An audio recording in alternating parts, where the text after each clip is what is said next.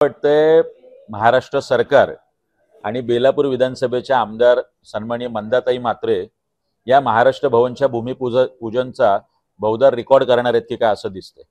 वर्ष 2 वर्षापूर्वी ज्या महाराष्ट्र भवनचं उद्घाटन सन्माननीय मुख्यमंत्री एकनाथ शिंदेकडून झालं, त्याचं उद्घाटन आता परत मुख्यमंत्री देवेंद्र फडणवीस साहेब, अजित पवार यांच्याकडून होणार आहे। गेल्या काही वर्षात ही 2 एकरची जागाच मुळात महाराष्ट्र नवनिर्माण सेनेमुळे वाचली।